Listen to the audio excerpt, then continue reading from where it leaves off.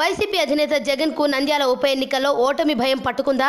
నంద్యాలలో టీడీపీ ప్రచారంపై ప్రతిరోజు నివేదికలు తెప్పించుకుంటోన్న జగన్ టెన్షన్లో ఉన్నారా అంటే అవుననే తాజా పరిణామాలు స్పష్టం చేస్తున్నాయి.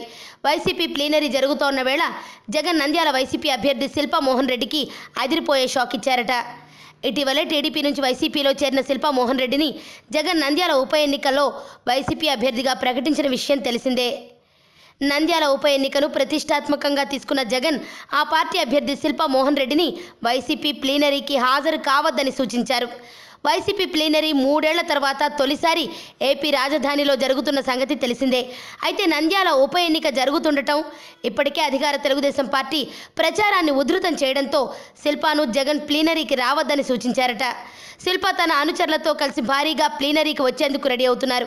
ఈ క్రమంలోనే జగన్ నుంచి ప్లీనరీకి రావద్దని ఆదేశాలు రావడంతో ఆయన ప్లీనరీకి రాలేదు. ఒక రోజు కాదు, గంట కూడా మనకు ముఖ్యమేనని నంద్యాల నియోజకవర్గాన్ని వీడి రావద్దని అధినేత చెప్పడంతో శిల్ప ప్లీనరీకి హాజరు కాలేదు. కాగా తొలి రోజు ప్లీనరీలో ఎక్కడ చూసినా నంద్యాల ఉప ఎన్నికపైనే చర్చ జరిగింది.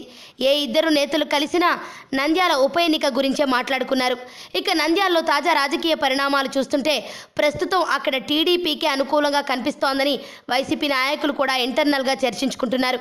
ఈ క్రమంలోనే జగన్ శిల్పా మోహన్ రెడ్డిని ప్రచారానికి రావద్దని ఖరాఖండిగా ఆదేశాలు జారీ చేసినట్టు తెలుస్తోంది.